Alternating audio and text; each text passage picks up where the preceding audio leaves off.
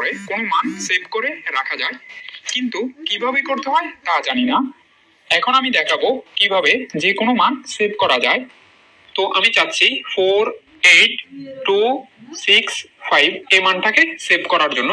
তাহলে প্রথমে আমাকে শিফট বাটন প্রেস করতে হবে, তারপর STO অর্থাৎ স্টোরের জন্য RCL বাটনটি প্রেস করব। এখন আমি চাচ্ছি এতে মানটি সেভ করার জন্য, তাহলে আমাকে এ প্রেস করতে হবে। তো এখন আমার এতে মানটি সেভ হয়ে গেল। তো আমি চাচ্ছি এই অঙ্কের আনসারটি সেভ করে রাখার জন্য 9 ইন্টু 594 প্লাস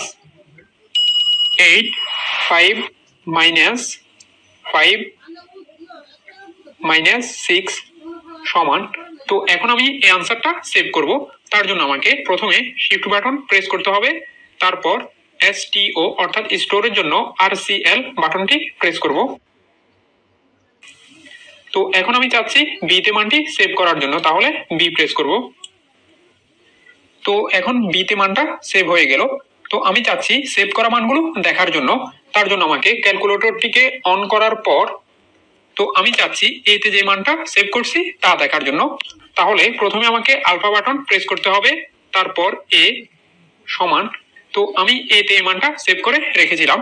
তো আমি চাচ্ছি বিতে যে মানটা সেভ করছি তা দেখার জন্য, তাহলে আমাকে প্রথমে আলফা বাটন প্রেস করতে হবে, তারপর বি সমান। এই তো আমি বিতে এই মানটা সেভ করে রেখেছিলাম। সেম ভাবে আমি CDEFXYM এই 9টি বর্ণের মধ্যে 9টি মান সেভ করতে পারবো।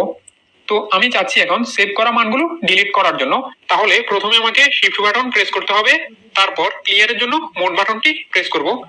এখন এখানে অল ডিলিট দেওয়ার জন্য আমি 3 প্রেস করব।